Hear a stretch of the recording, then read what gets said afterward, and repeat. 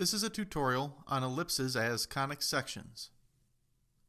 When we create a conic section that's shaped like an ellipse, we get it for when our intersecting plane cuts through our double cone in such an angle that when we look down at our plane, we have this stretched circle at the intersection of these two shapes.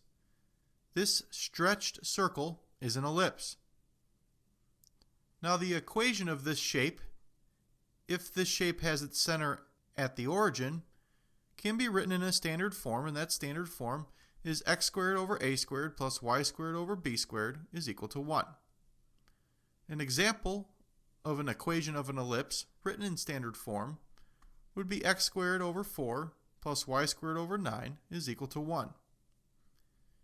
An example of an equation of an ellipse that's not written in standard form would be 4x squared plus 25y squared is equal to 100. Now we can tell that this is an ellipse because, like a circle, both my x squared and y squared terms are added together. We can tell that this is not a circle, though, because the coefficients on these two terms are different.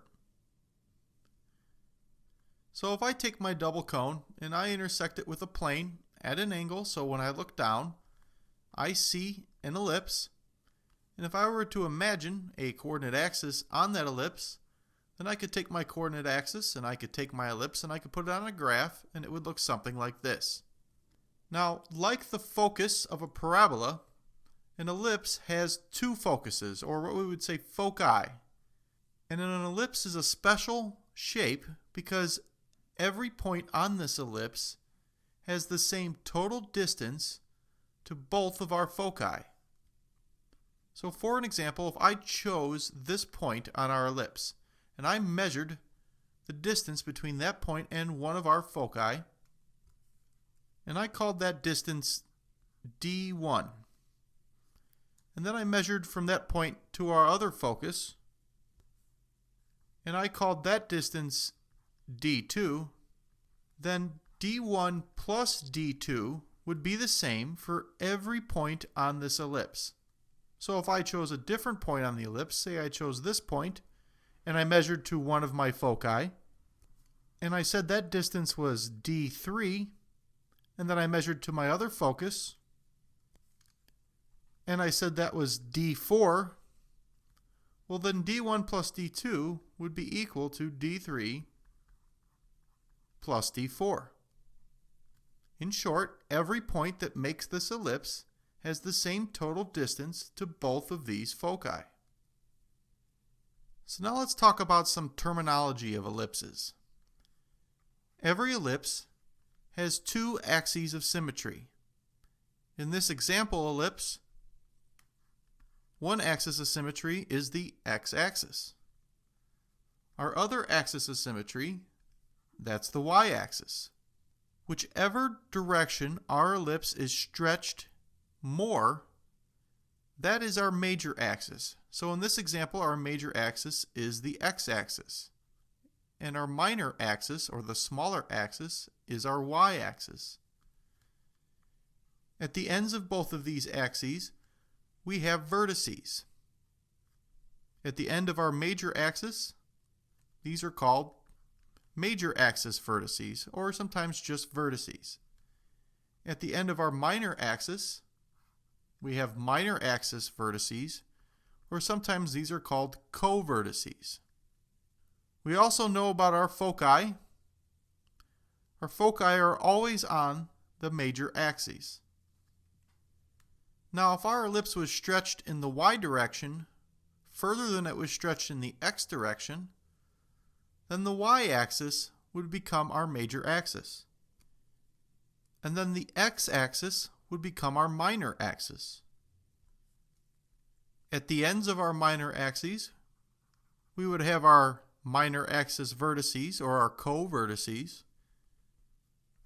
At the end of our major axes, these would be our vertices, or our major axis vertices. Our foci are always on the major axis, so now our foci would be approximately here. Now let's compare the shape of this graph to the standard form of our ellipse equation. Remember before I said A and B were constants that determine the shape of our ellipse.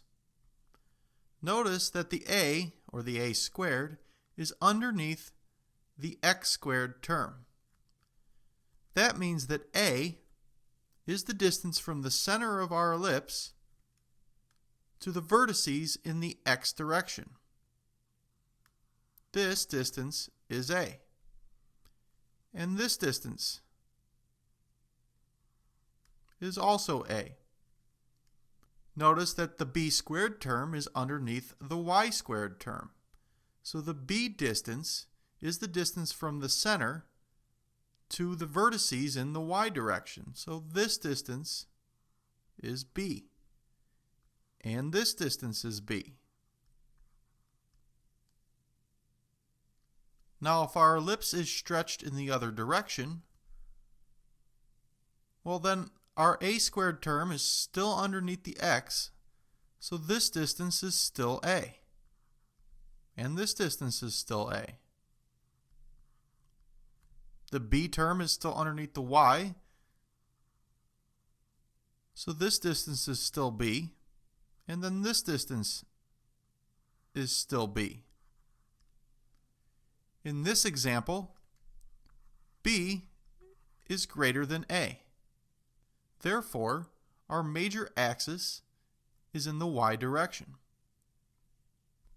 In our previous example, a is greater than b, so our major axis is in the x direction. Now the last thing we have to discuss is how to find our foci.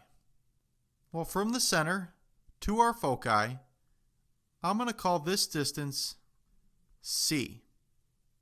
Now if our foci are on the x-axis, or the major axis is in the x direction, then c squared is equal to a squared minus b squared.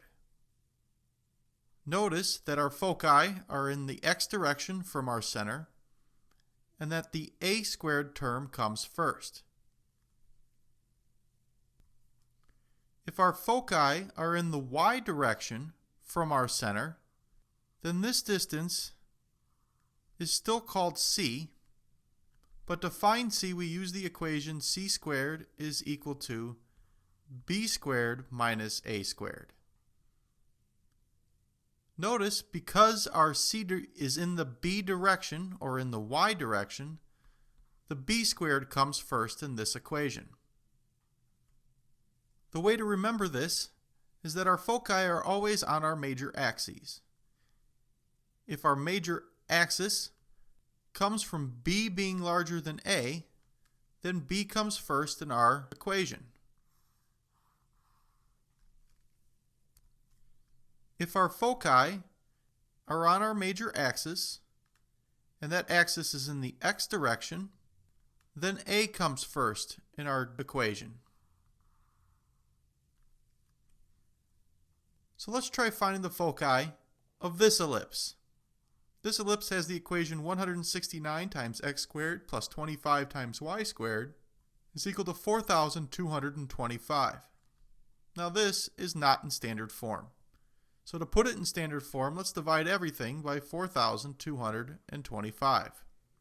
Then we'll end up with x squared over 25 plus y squared over 169, and that's equal to 1. Now this is in standard form.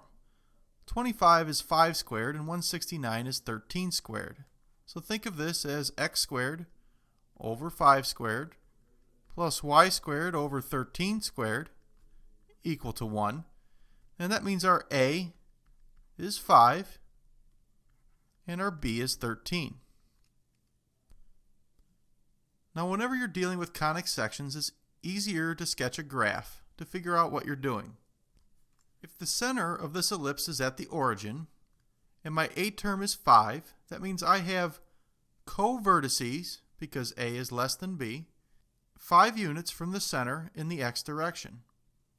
So say it's here and here. My b value is 13, So from that center and in the y direction, I have vertices 13 units away from the center. So say that's here and there. My major axis is in the y direction because that's longer than the axis in the x direction, which means my foci are going to be on the y-axis here. My ellipse will look something like this. Now my foci are some c distance away from the center, and because my major axis is my y-axis, then c squared is equal to b squared minus a squared. So I can easily solve for c. I just plug in 5 for a and 13 for b. I'll have c squared is equal to 13 squared minus a squared, or 5 squared. 13 squared is 169. 5 squared is 25. So we're going to get c squared is equal to 144. Take the square root of both sides, and we're going to find out that c is equal to plus or minus 12. But c is a distance,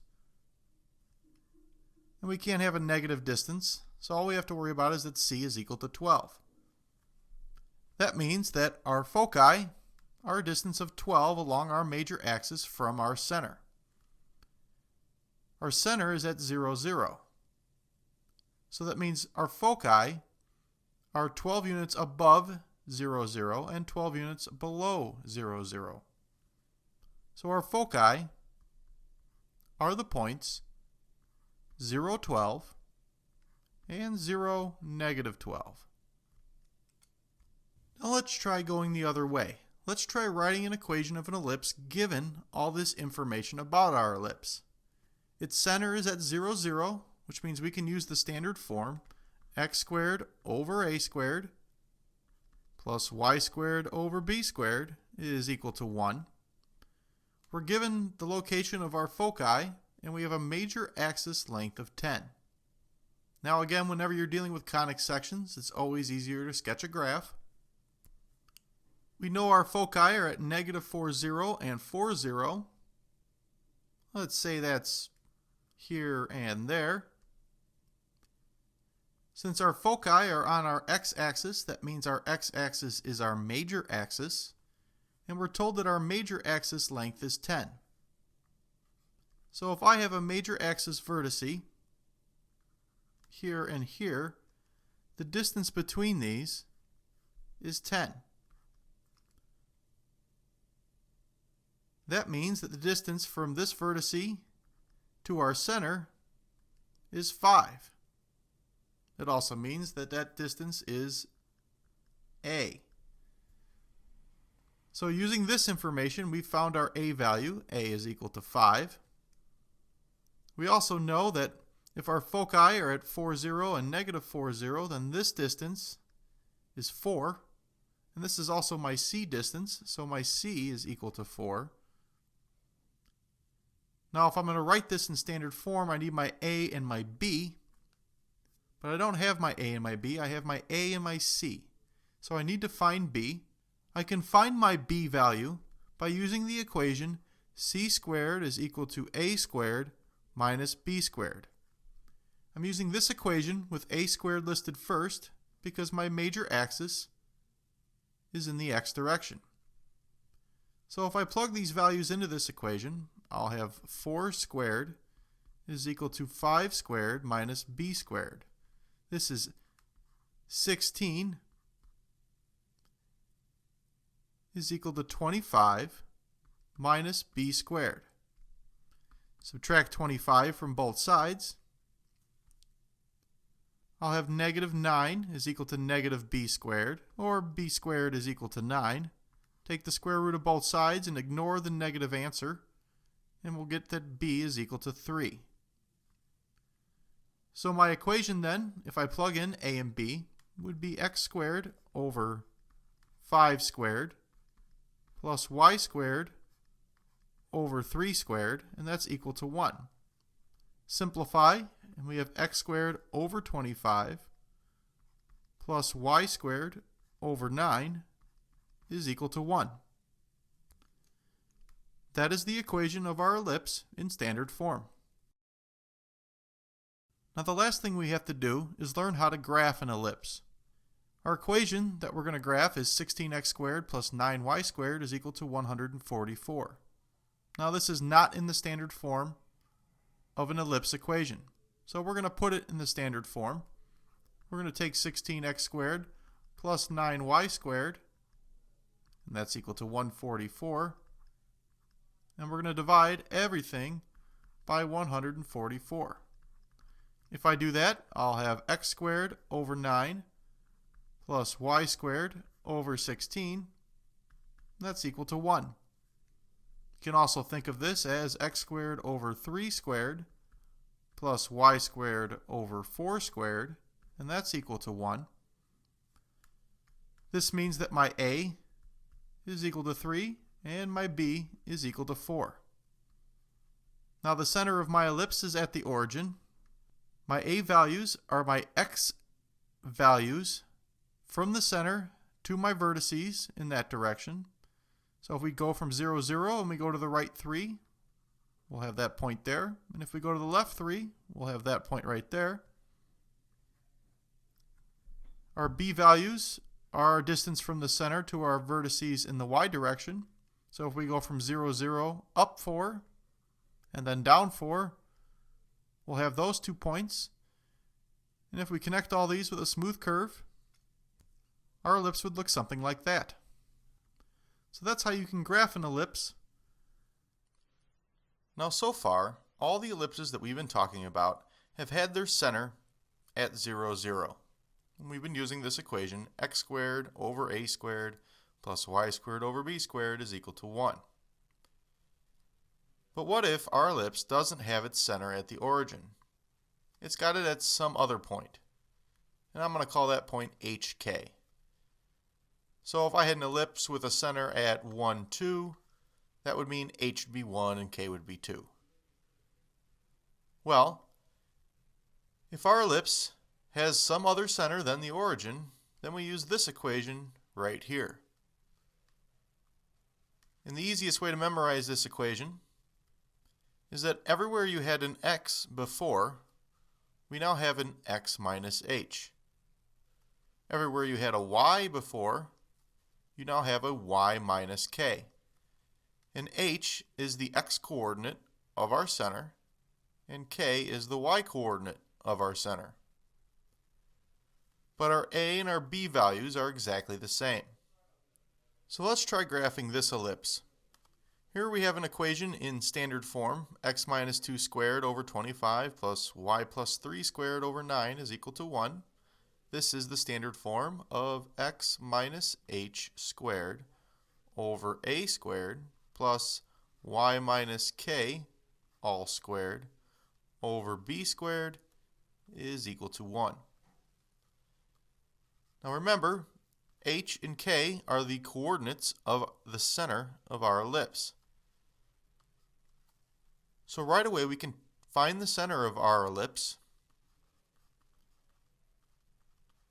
That's at the point 2 and negative 3. It's negative 3 because this is a minus k in our standard equation, and this is plus 3. So the center of my ellipse is at 2, negative 3, which is right here. And now I can look at my a and my b values. My a value is the number underneath the x term, so my a value is here. I have a squared is equal to 25, and that means a is equal to 5. B squared then is equal to 9, and that means b would be equal to 3. Now, our a squared term is underneath our x term, which means we have vertices for this ellipse in the x direction an a value away from our center. So a is 5. So if I go to my center at 2, negative 3, and I go to the right 5 units, I will run into one of the vertices of my ellipse. And if I go in the negative x direction, I'll run into another one 5 units away. I can also find my minor axis vertices My b value is 3, and my b squared is underneath my y term. So that's my change in y, or the distance. I'll find my vertices, or my co-vertices. So I go to my center and I go up 3, because b is 3, and then I go down 3 from the center, and I'll find my minor axis vertices. The last thing I have to do are find my foci. My a squared term is larger than my b squared term. So I use the formula c squared is equal to a squared minus b squared. A squared is 25, b squared is 9. So c squared is equal to 25 minus 9, or you can say c squared is equal to 16, and that means c is equal to 4. That means our foci are a distance of 4 away from our center, and they're along our major axis, which is this axis here that moves in the x direction. So I go to my center and I count off 4. I find a focus right there and then another one right here. And that means our ellipse should look something like this. So let's try another problem. Here we're told to write the equation of the ellipse, and then we're told it has a focus at 2, 4 and 2, negative 4, and a minor axis length of 6. Well, whenever I'm doing conic sections, I always like to draw a picture. So let's plot the points that we're given. We have a focus at 2, 4 and 2, negative 4. Now these are our foci, and that means our major axis would be in this direction. Halfway between our two foci, we would find the center of our ellipse. Halfway between 4 and negative 4 would be 0 in the y, so the center of our ellipse is right there. Our center, that's the point 2, 0. And that means that this distance here is 4, and that tells us that our c value is 4. Then we're told that we have a minor axis length of 6. Well, if the entire axis length is 6, then half of that axis length would lead us from the center to one of our minor axis vertices.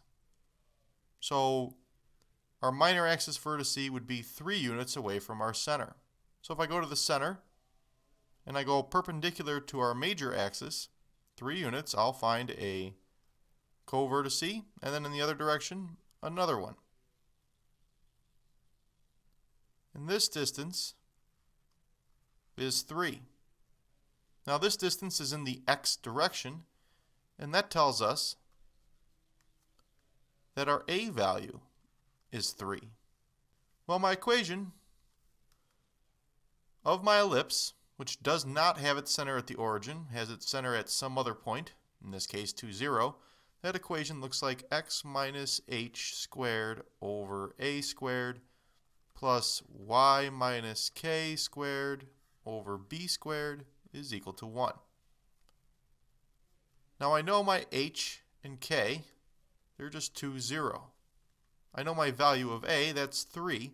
The only thing I'm missing is my value of b. Well, I can find that because I have my c value. Now remember, our major axis is in the y direction. That's our longer axis, which means c squared is going to be equal to b squared minus a squared. If I plug in 4 for c, that's equal to b squared minus 3 for a. Come up with 16 is equal to b squared minus 9. Add 9 to both sides, and we'll get b squared is equal to 25, and that means b is equal to 5. Now if I want to, I can go 5 units along my major axis from my center and find my vertices. But I don't really need it. All I needed was my value of b. So if I plug all that in to this equation, I get x minus h. Now h is 2, so x minus 2 squared over a squared. A is 3, and if I square that, I get 9, plus y minus k squared. K is 0, so it's not y minus, it's just y. But it's still squared, and that's over b squared. Now b is 5, so 5 squared is 25, and that's equal to 1.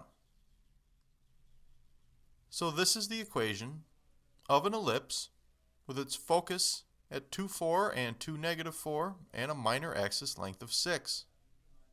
Now we have one more problem to try. Here we're asked to write the equation of the ellipse. And then we're given this equation here, 4x squared minus 24x plus y squared plus 4y plus 24 is equal to 0. Now this is most likely an equation of an ellipse because we have an x squared and a y squared. But then we have these linear terms here, 24x and 4y. So somehow we're going to have to put this into the standard form equation. Now the way to do this is to complete the square. We'll start with the x's here. If I have 4x squared minus 24x, first thing I want to do is factor out a 4, which means 4 times x squared minus 6x would be in the inside.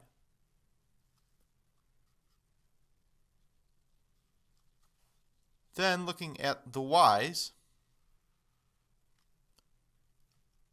I'll have plus y squared plus 4y, and I'm going to have to complete the square for the y's as well. The last thing I'm going to do is subtract 24 from both sides. So this will all be equal to negative 24. Now looking at this x squared minus 6x, I want to complete the square for this. So I take half of this 6, which would be negative 3, and I square it. That would give me 9, which means I'm going to want to add 9 inside these parentheses to make what's inside these parentheses a perfect square.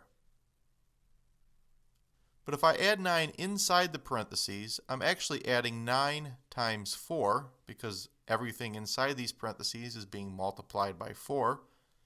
So really I'm adding 36 to the left-hand side of this equation, which means I have to add 36 to the right-hand side of this equation. Then I'm going to look at this y squared plus 4y. If I take half of this 4, I'll get 2 and square it, I get another 4. So I want to add 4 to this group. And this group didn't have a greatest common factor. It's not multiplied by anything like the x's were multiplied by this 4. So I don't have anything to multiply this 4 by. But again, since I added 4 to this left-hand side, I have to add 4 to the right-hand side. So what I have now is 4 times x squared minus 6x plus 9 plus y squared plus 4y plus 4. That's equal to 16. Now this x squared minus 6x plus 9, remember we completed the square, which makes this a perfect square. So I can write this as x minus 3 squared if I factor this, and it's still multiplied by 4. I also completed the square for the y variable, which makes this a perfect square, and I can write this as y plus 2 squared. These are still added together, and they're still equal to 16. Now remember, I'm trying to get this into the standard form of an ellipse, which looks like x minus h squared over a squared plus y minus k squared over b squared is equal to 1. And I'm almost there. I just have to get this right-hand side equal to 1. So I divide everything by 16. This becomes 1, which is what I want. And I have a 4 in the numerator and a 16 in front of these x's, so this will reduce down to just a 4 in the denominator. So my equation then is x minus 3 squared over 4 plus y plus 2 all squared over 16 is equal to 1. So that's how you use completing the square to rewrite an equation of an ellipse that looks like this into standard form. And that completes our tutorial on ellipses as conic sections.